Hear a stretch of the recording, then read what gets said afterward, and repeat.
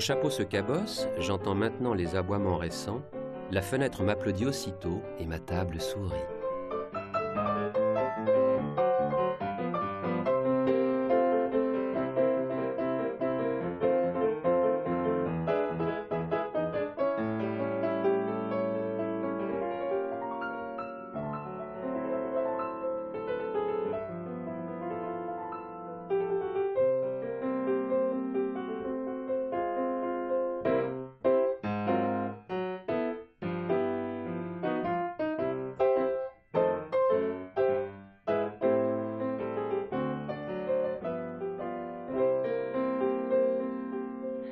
C'est la rupture avec le passé et une libération vis-à-vis des tabous.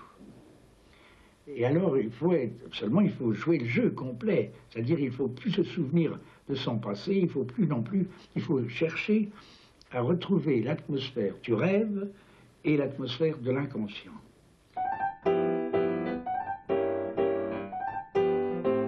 Je plonge dans la joie. Il y a encore tant de gens à assassiner.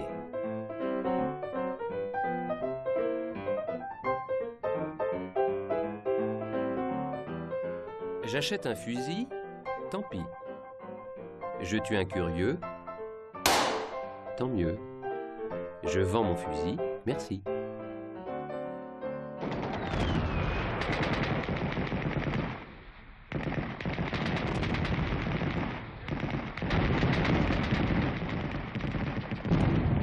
En 1916, Soupeau est artilleur, mais il est aussi cobaye d'un vaccin contre la typhoïde si admirablement dosé et préparé que voilà Soupeau à 2 doigts de la mort. Il y réchappe et est dans son lit de convalescent entre 2 soupes au vermicelle. Je dois dire que j'ai été très surpris qu'un jour, j'ai entendu comme un ronflement dans ma tête et des mots qui ne pouvaient pas s'échapper. J'étais vraiment assez bouleversé. Et puis, j'ai eu l'idée d'écrire ce qui me tournait dans la tête, et c'est ce premier poème, départ, que j'ai envoyé à Guillaume Apollinaire. Dans ses mémoires, Soupeau donne quelques précisions sur la manière dont ce poème s'est imposé à lui. Je voyais la neige tomber. Je ne sais pourquoi, une phrase tourna dans ma tête. Elle faisait un bruit d'insecte. Elle insistait. Quelle sale mouche! Cela dura 2 jours. Je pris un crayon et je l'écrivis. Alors quelque chose que je ne reconnus pas éclata. Une série de phrases irrésistibles coulait de mon crayon comme des gouttes de sueur. C'était un poème. Et Soupeau envoie ses premiers poèmes à Apollinaire, qui les trouve bons, et les publie dans l'une des plus belles revues de l'époque, Sic. Et puis Apollinaire présente à Soupeau ses amis, dont un jeune homme, poète lui aussi, militaire lui aussi, André Breton. « Vous allez devenir amis », ordonne le maître, et les 2 militaires obéissent. Nous sommes des enfants de la guerre. Vous êtes des enfants de la guerre. Et le surréalisme est né de la guerre. Il est certain que pour nous, la guerre de 14-18 a été quelque chose d'abominable. Et surtout, pas seulement à cause de 4 ans de boue et de saloperies et de tueries, mais aussi à cause de l'attitude des gens comme Barrès, comme Bourget, comme Pazin, qui écrivaient des insanités dans les journaux, vantant les miracles de la baïonnette, le vrai 75, qu'il est beau de mourir pour la patrie. Et nous qui voyons, puisque nous étions à ce moment-là mobilisés, qui voyons les blessés, qui voyons les aveugles, qui voyons les gens revenir du front, avec Breton et Aragon, nous avons eu une espèce de révolte intérieure qui s'est développée et qui a été même, si vous voulez, jusqu'à une espèce de dégoût profond.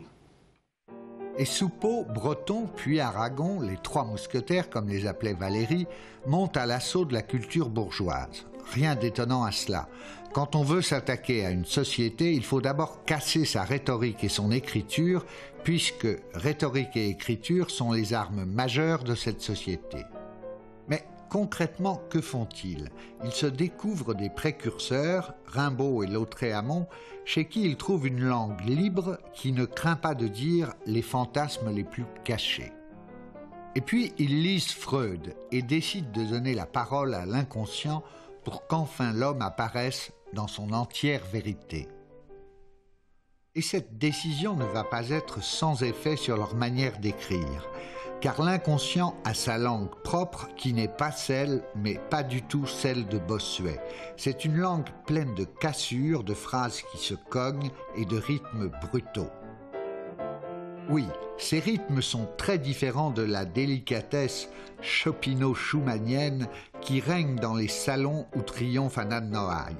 Les dissonances de l'inconscient sont beaucoup plus proches du jazz rebelle que Soupeau aime tant. Syncope que l'on retrouve dans ses poèmes.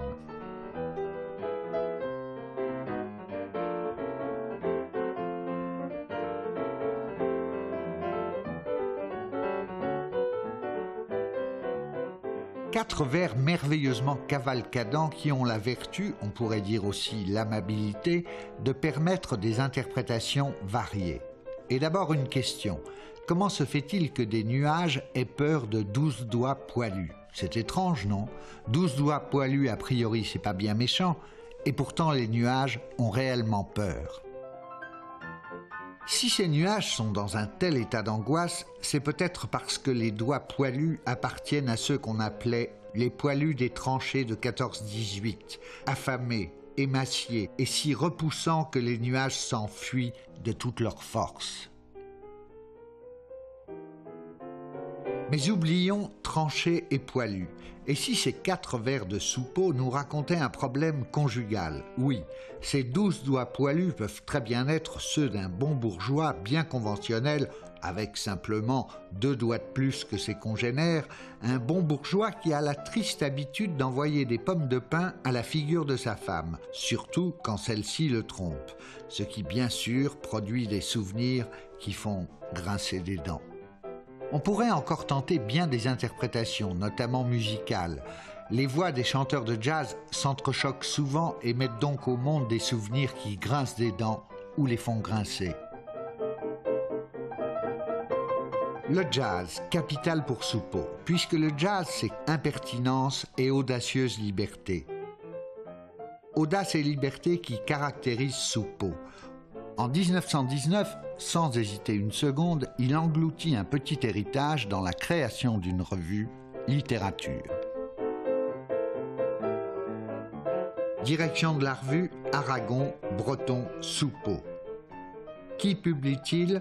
Reverdy, Mac Jacob, mais aussi des écrivains plus assis, plus sages, Valéry, Paulan, Gide. Ce trio purement NRF, ça ne casse pas 3 pattes à une société bourgeoise, même pas une. Il faut attendre pour que la revue trouve sa vigueur les scandaleux poèmes de Tzara. Ils ne vont pas tarder à arriver.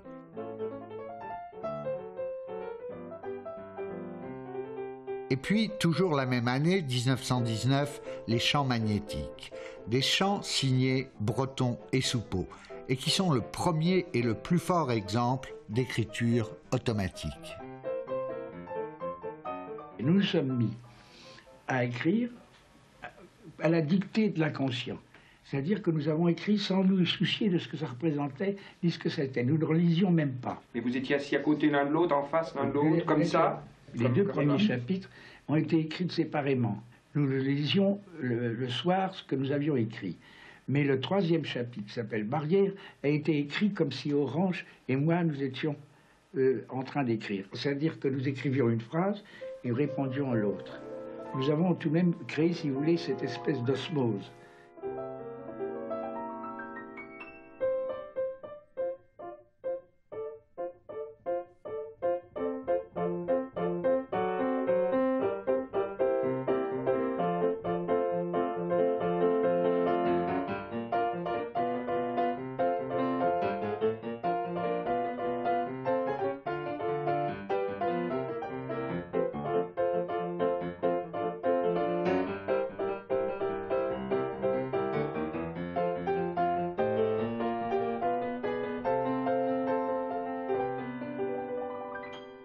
Approchez-vous.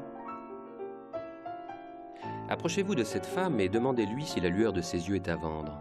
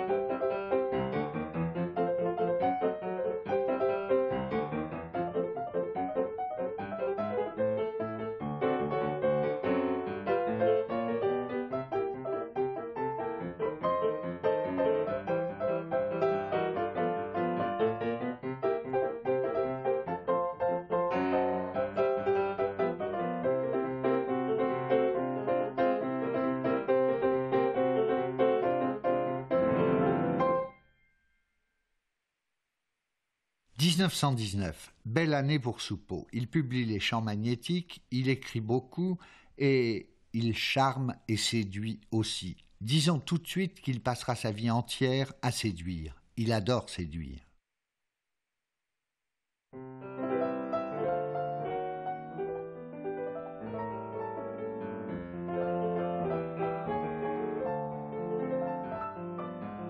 Dans ses mémoires, il nous fait une confidence. Il nous dit que toute sa vie, il recherchera à travers les femmes qu'il aimera une jeune fille qu'il a vue se baigner nue lorsqu'il avait 11 ans. Cette vision m'a énormément ému, avoue-t-il. La première femme qu'il aime d'amour fou, est une danseuse, Mick. Et bien sûr, il couvre Mick de poèmes.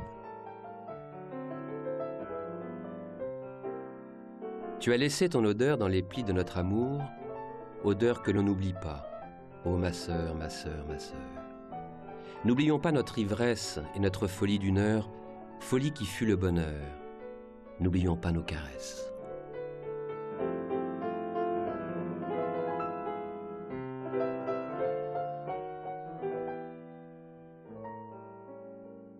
Soupeau est amoureux, mais cela ne l'empêche ni d'écrire, au contraire, ni de co-diriger littérature.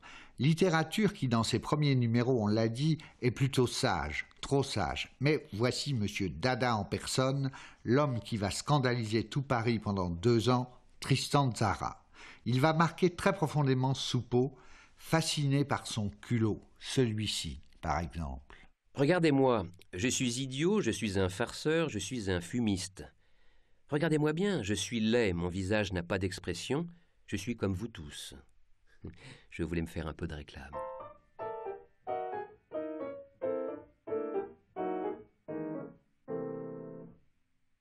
Et Soupeau devient très vite l'un des dadaïstes les plus actifs, notamment pendant le premier salon Dada à Paris.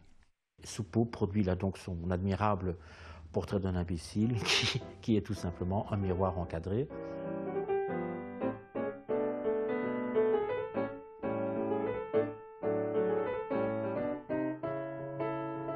Lors du festival Dada à la salle Gaveau en 1920, que se passe-t-il?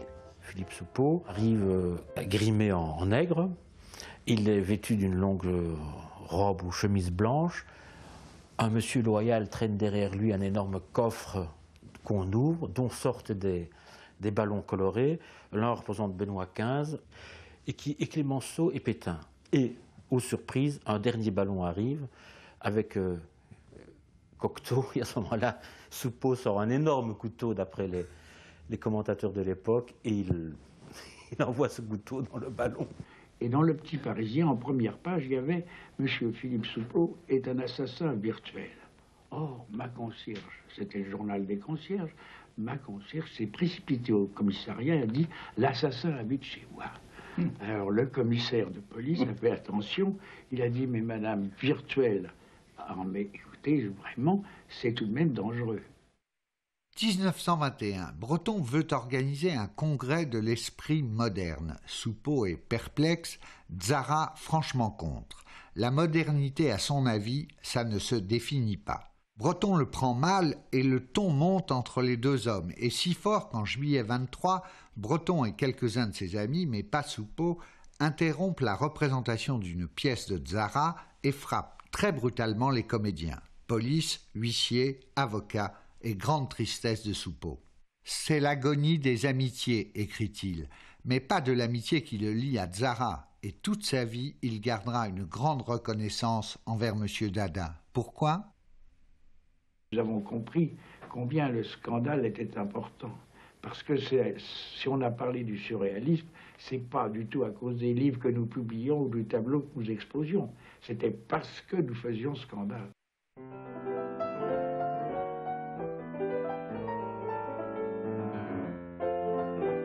Au milieu de la grande effervescence provoquée par Tzara, Soupeau a malgré tout le temps d'aller chercher Mick au cours de danse qu'elle dirige. Et là, il tombe amoureux d'une jeune élève de Mick, Marie-Louise.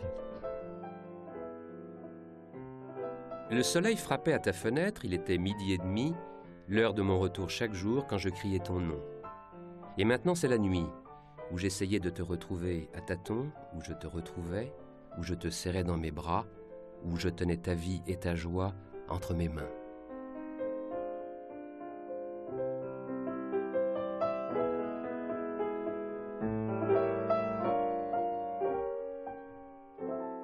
Soupeau est donc très amoureux, mais sa vie n'est pas parfaitement belle pour autant, car, Tzara écarté, le groupe surréaliste se structure de plus en plus, quasiment sur le modèle d'un parti politique. Soupeau s'en inquiète. Et puis, Breton réussit à prendre seul la direction de littérature, un véritable coup de force. Mais la revue continue évidemment de publier les poèmes de Soupeau, et notamment West We Go, l'un de ses plus beaux. Ce soir, je suis seul, je suis Philippe Soupeau. Je descends lentement le boulevard Saint-Michel, je ne pense à rien. Je compte les réverbères que je connais si bien en m'approchant de la Seine près des ponts de Paris, et je parle tout haut. Toutes les rues sont des affluents quand on aime ce fleuve où coule tout le sang de Paris, et qui est sale comme une sale putain, mais qui est aussi la Seine, simplement, à qui on parle comme à sa maman.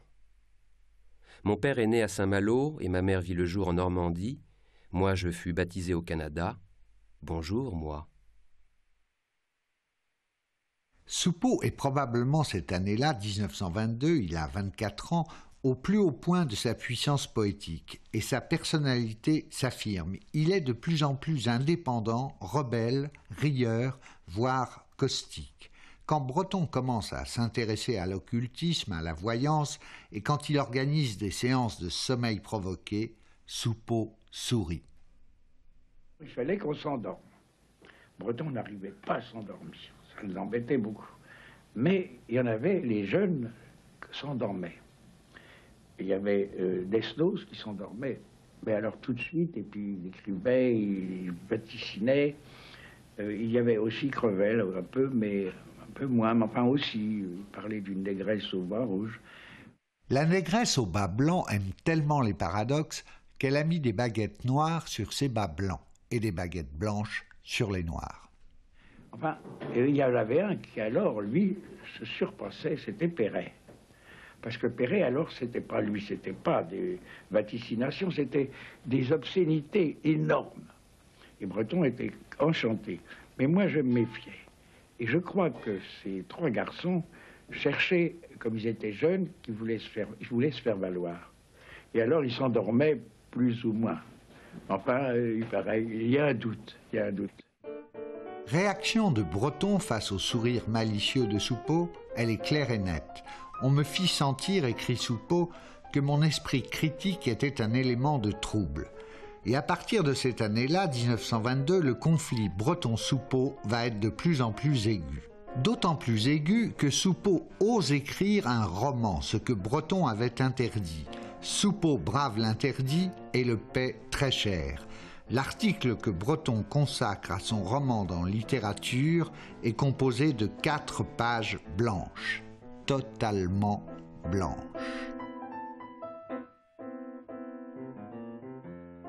Soupeau est blessé, très blessé. Il ne comprend pas la violence de Breton. Comme lui, il considère que le roman bourgeois masque les bas-fonds de l'âme humaine. Pas de problème, ils sont d'accord.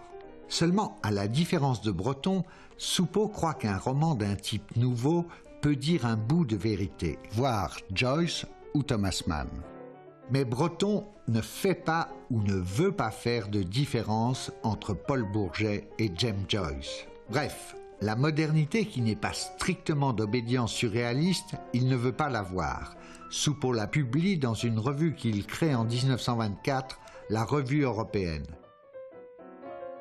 Mais Breton reste ferme. Qui veut être surréaliste doit respecter les règles édictées par le groupe.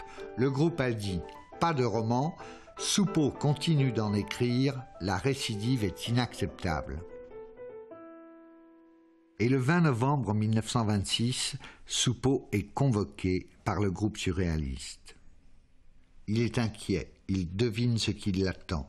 Ce qu'il sait aussi, c'est que le groupe surréaliste est de plus en plus proche du Parti communiste. Le PC, il n'est pas contre lui non plus. Il entre dans la salle de réunion. Breton ouvre la séance. Naville met aussitôt sur la table le problème Soupeau. Cas Soupeau est particulièrement grave. On constate chez lui une activité littéraire désordonnée, une activité surréaliste réduite, opportuniste, et une activité révolutionnaire absente. Vous avez une activité littéraire que je qualifie de contre-révolutionnaire. Les romans et le reste viennent en renforcement de la culture bourgeoise plutôt qu'ils ne tendent à la détruire.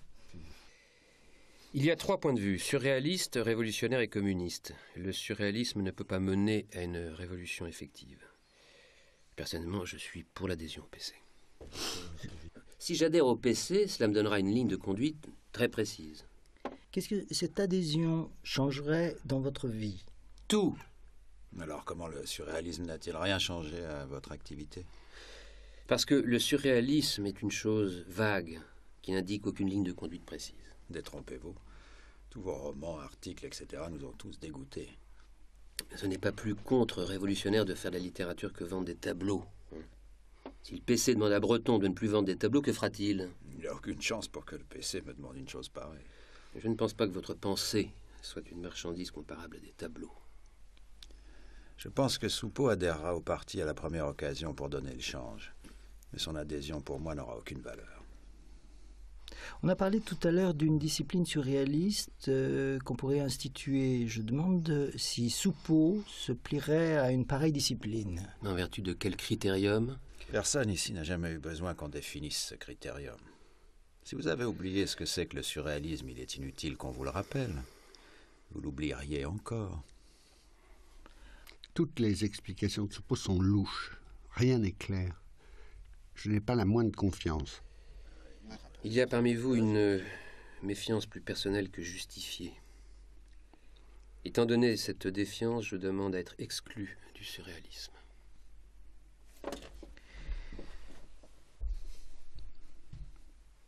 Personne ne peut conserver de relation avec Soupeau, ni même lui serrer la main. Soupeau est un homme mort.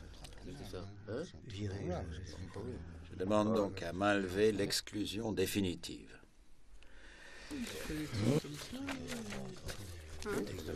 3 abstentions. Contre l'exclusion, 5 voix. Pour 11.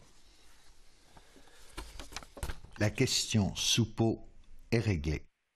Il m'a reproché d'écrire dans les journaux et de fumer des cigarettes anglaises. J'étais furieux. J'étais vraiment, j'aimais pas ça. Je lui disais, mais le surréalisme, c'est pas une chapelle, c'est pas une franc-maçonnerie, c'est pas une église. C'est vraiment autre chose, c'est un état d'esprit.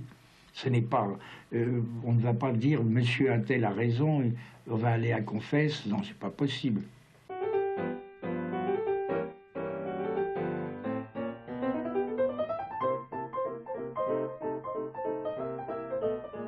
C'est clair, Soupeau est en colère, tellement en colère qu'il fume de plus en plus de cigarettes anglaises et écrit de plus en plus d'articles et de romans.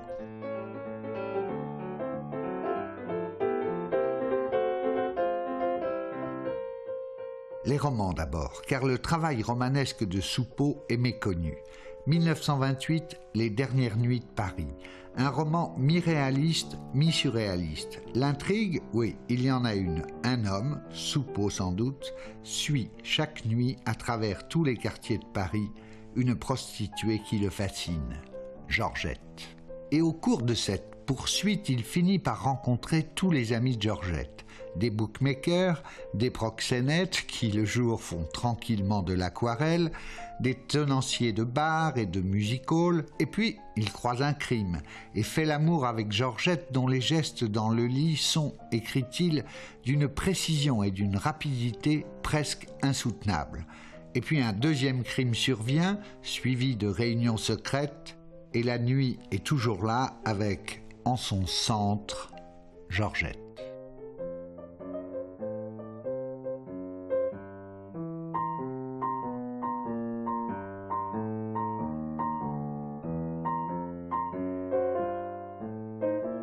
Ce qui donnait à Georgette un charme que l'on pouvait qualifier de particulier était qu'elle ressemblait à une ombre. On peut évidemment s'étonner de cette sorte de pouvoir qui lui permettait d'échapper au jugement.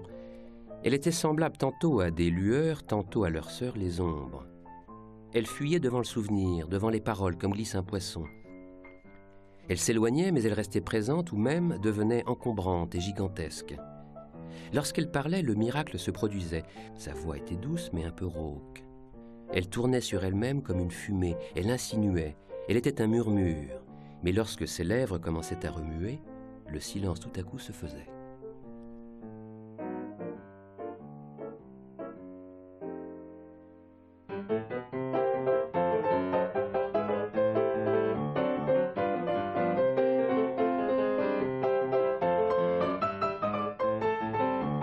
« 1929, Le Grand Homme, un roman d'une toute autre facture, réaliste, satirique et très autobiographique, dans lequel Soupeau décrit la bourgeoisie au milieu de laquelle il a passé enfance et adolescence. Et il n'est pas tendre, surtout quand il évoque le grand homme, le grand patron automobile, Louis Renault, qui possède une écurie de course souvent victorieuse. Mais direz-vous, Soupeau-Renault, quel rapport? En fait, un rapport très intime. En 1904, le père de Soupeau, grand médecin, meurt. Or, la sœur de la mère de Soupeau, la tante de Soupeau donc, vient d'épouser l'un des frères Renault. Il est nommé tuteur des enfants Soupeau.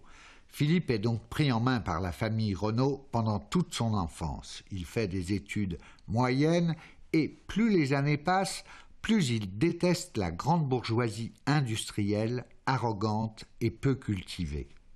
Fin de la parenthèse sur sa jeunesse. Retour en 29. Louis Renault se sent ridiculisé par le roman de Soupeau. Il y a de quoi. Écoutez. Les ouvriers aimaient peu ou point ce patron qui les traitait durement et qui ne semblait s'intéresser qu'aux agrandissements de ses bâtiments qu'à la rapidité de sa fortune. Lui, le grand homme, se moquait bien de cette haine sourde qu'il avait devinée, qu'on lui avait à maintes reprises signalée.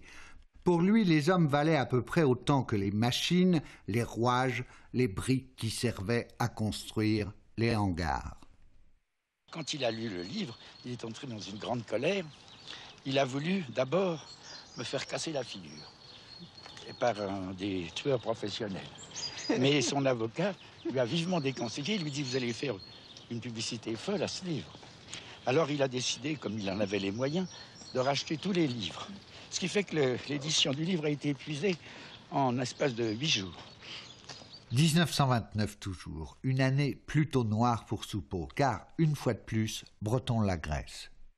Et à un moment donné, il a voulu, si vous voulez, liquider tous ses anciens amis. Il a écrit cette horrible chose qui était le second manifeste du surréalisme, où il a juré les gens. Moi, il m'a dit l'infamie totale, Desnos le brigand, enfin, Bataille, tous.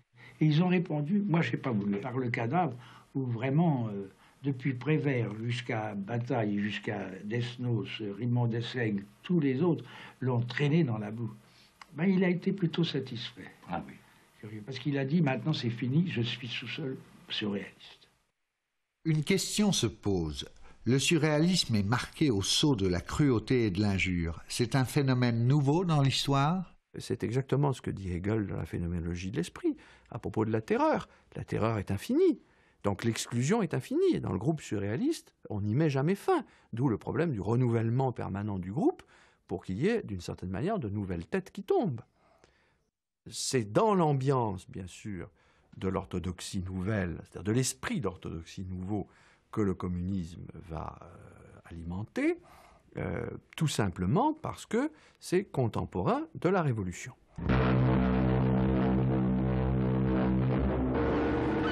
Soupeau n'en peut plus. Il est définitivement dégoûté par les milieux littéraires parisiens et décide de tout faire pour tout à la fois quitter Paris et gagner correctement sa vie.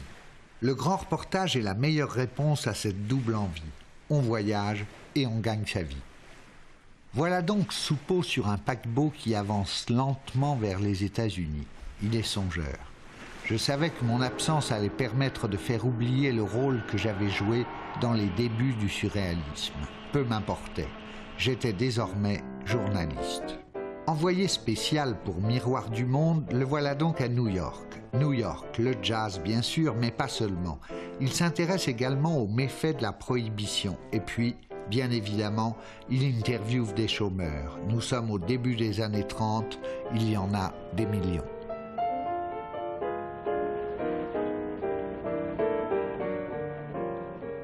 De retour à Paris, il écrit de longs articles sur la situation américaine.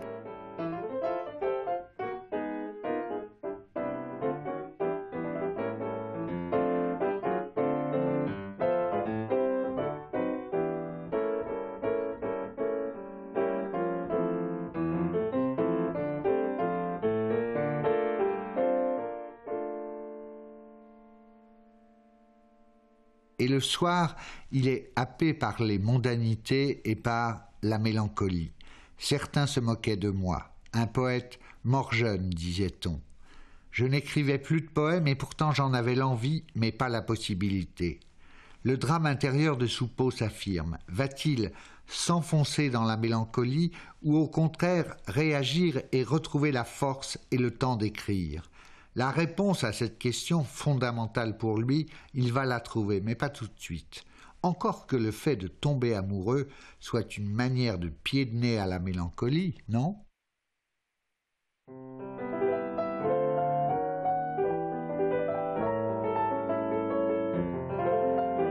« 1934. Réception à l'ambassade de France à Prague. Soupeau est séduit par un très beau regard, celui de Ré, qui deviendra Madame Ré Soupeau.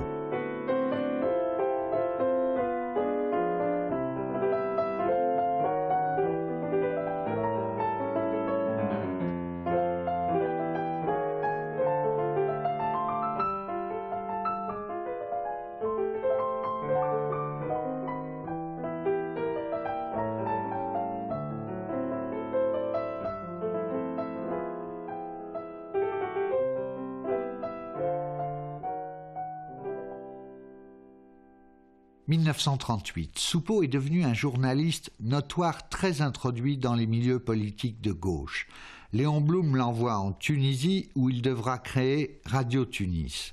Pendant quelques mois, la vie est très douce, il voyage avec Ré en Tunisie, mais la Seconde Guerre arrive et très vite les pétainistes débarquent à Tunis et considèrent que Soupeau a des activités anti-françaises.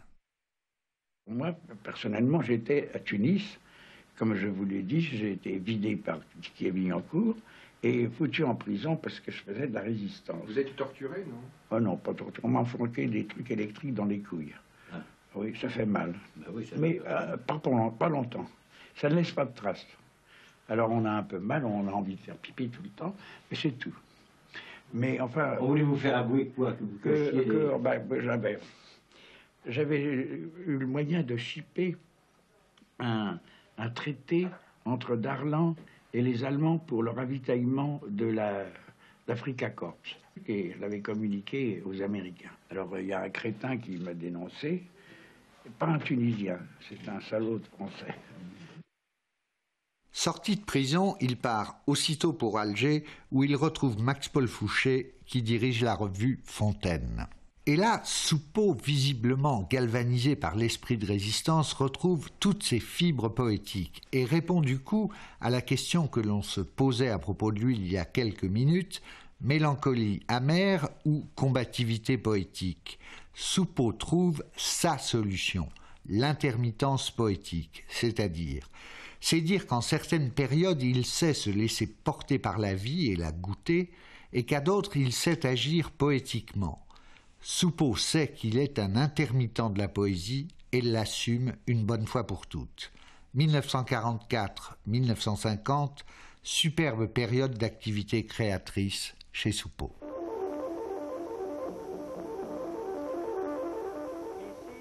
Je sors de ma paralysie nocturne. Je glisse comme un souvenir et comme un papillon vers les rues familières où me guident les reflets du fleuve, jusqu'à ce monument qui n'a pas d'autre nom. Sur cette petite place, près de l'éléphant, où sourit un jeune homme que je reconnais et qui est le même après tout, puisque je vis encore cette nuit où Londres est bombardée pour la 100e fois.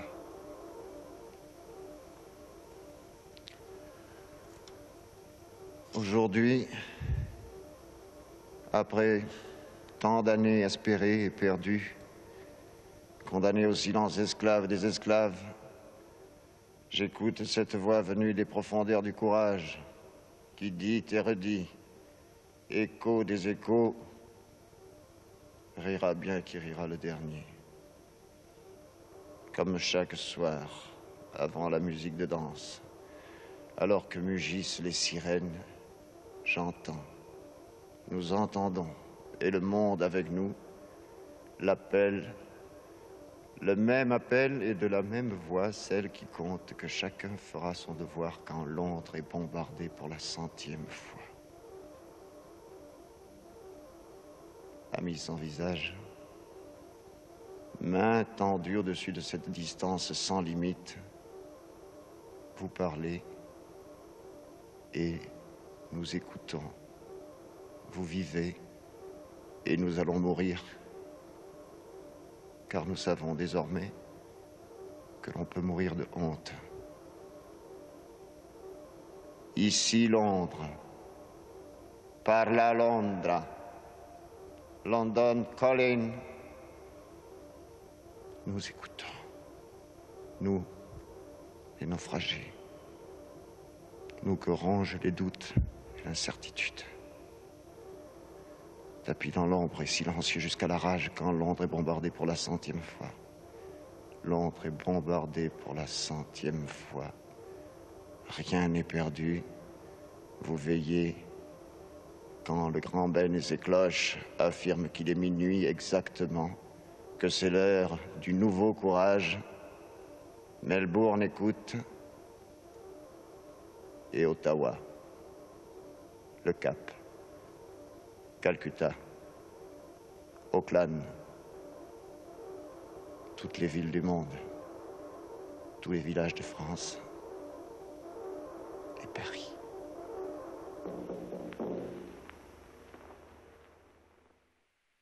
Mais attention, n'allez pas croire que Soupeau est devenu un poète du drame historique. Son humour est toujours là, et cet humour, son ami Prévert le galvanise. Les surréalistes étaient un petit peu des gens un peu compassés. C'était des gens qui pensaient un peu, nous sommes des poètes, mais enfin, il n'y avait pas tellement d'humour. Et je vous assure que l'influence de Prévert a été tellement forte que nous avons commencé à écrire des poèmes humoristiques. Je vais vous en citer un d'Aragon, qui n'est pas tellement connu, il n'est pas recueilli dans ses... mais qui est très drôle. Bordel pour bordel, j'aime mieux le métro. D'abord, c'est moins cher et puis c'est plus chaud. Voilà, c'était le ton que nous a donné Prévert. Et moi, j'ai écrit des poèmes aussi un peu humoristiques. Bonsoir, doux amour, comme disait Shakespeare. Bonsoir, mon petit pote, comme disait Jules. Bonsoir, mon petit père, comme disait l'enfant de chœur. Bonsoir, bonsoir, mon fils, comme disait le curé. Bonsoir, vieille noix, comme disait l'enfant de chœur. Bonsoir, mon chou, comme dit le jardinier. Bonsoir, les enfants, comme disent les enfants. Ariane, bonsoir, ma sœur, comme aurait dit Racine. Bonsoir, mon trésor, comme disent les banquiers. Bonsoir, ma cocotte, comme dit la fermière. Bonsoir, mon loup, comme dit la bergère. Bonsoir, les amoureux, comme disent les eunuques. Bonsoir, bonsoir, bonsoir, comme disent les inconnus. 1000 bonsoirs de bonsoir, comme disent les militaires, les nourrices et les chaisières. Bonsoir tout le monde, comme tout le monde le dit. Vos gueules là-dedans, disent enfin les poètes, et comme ils ont raison.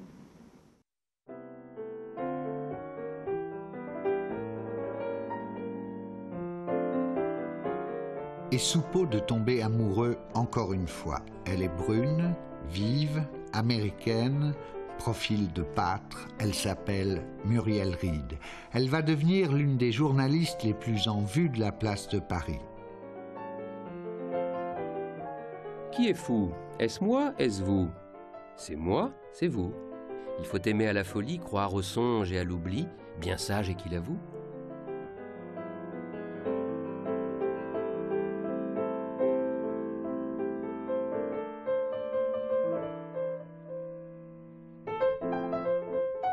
Et pendant toutes les années 50, Soupeau et Muriel Reed mènent une vie très parisienne. Ce sont deux noctambules franchement endiablés. Et Soupeau est maintenant un homme de radio important qui s'est mis au service de la poésie. Il va produire plusieurs centaines d'émissions au cours desquelles il fera découvrir une quantité de poètes méconnus ou mal connus. Et vous allez voir qu'il ne manque pas d'humour. Poète.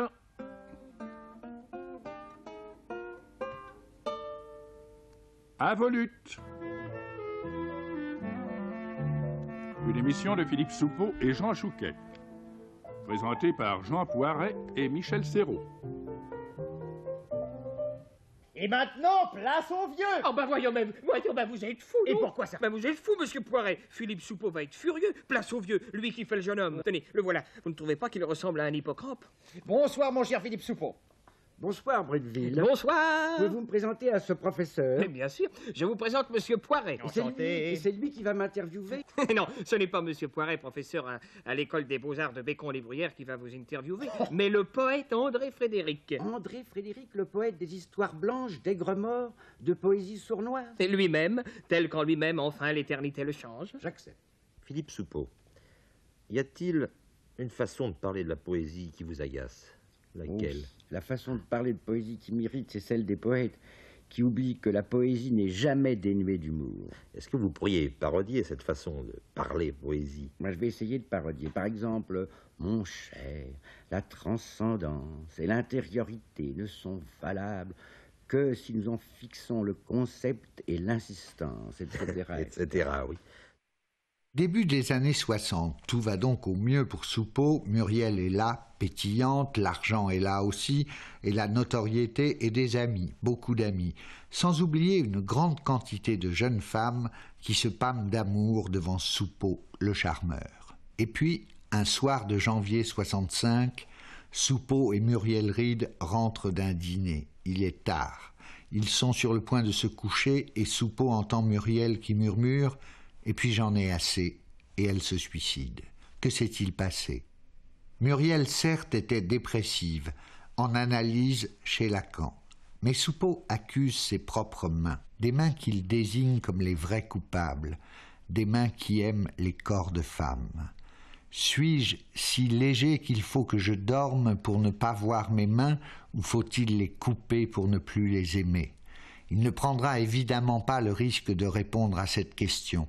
Ce qui est sûr, c'est qu'après la mort de Muriel Reed, il quitte son bel appartement de la rue Gay-Lussac et s'installe seul dans une chambre d'hôtel quai Voltaire. Il y restera 9 ans. Heureusement, en 1966, il fait une rencontre importante. Il rencontre Ken Ritter et Lydie Lachenal. Ils deviennent des amis à qui il peut confier son désarroi. Moi, je l'ai vu, l'alcool aidant, parce que c'est là qu'il s'est mis à boire beaucoup. L'alcool aidant, je l'ai vu en fin de soirée au bar du Pont-Royal, en larmes, plusieurs fois. Il éclatait en sanglots. Et quand on connaît la discrétion, l'élégance, la retenue de Philippe Soupeau, ça veut dire beaucoup. Lydie Lachenal et Ken Ritter ne seront pas seulement ses amis, ils vont devenir aussi ses éditeurs. Ils publieront ses mémoires, les mémoires de l'oubli, des poèmes inédits, d'autres que Soupeau a donnés tout au long de sa vie à des petites revues et dont il avait oublié jusqu'à l'existence. Et puis 6 romans, des écrits sur la peinture, bref, Lachenal et Ritter vont publier quasiment les œuvres complètes de Soupeau.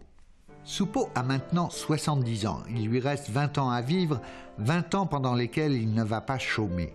Il écrit le dernier tome de ses mémoires, raconte le surréalisme à la télévision, dans les lycées et même dans les écoles où les enfants apprécient beaucoup sa drôlerie.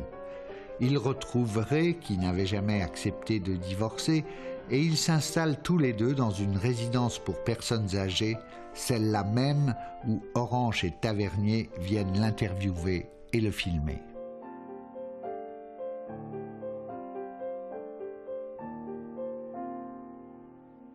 On me rapproche de trop fumer, et je fume beaucoup.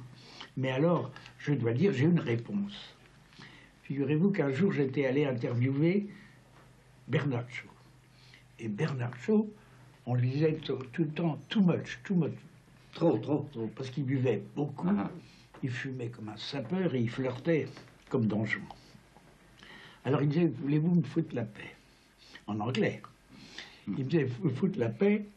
J'avais 2 oncles, 2 jumeaux. Il y en avait un, mon petit Jim, il buvait comme un trou, il fumait comme un Polonais, et il flirtait comme Casanova. Eh bien, il est mort à 92 ans. Voilà. Son frère jumeau... Un exemple à suivre.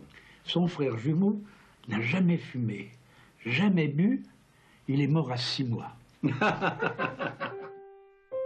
Et le 12 mars 1990, le dernier dinosaure du surréalisme s'éteint. Bien des années avant de mourir, le génie de Soupeau avait eu une très belle intermittence, qui a aussi valeur d'épitaphe.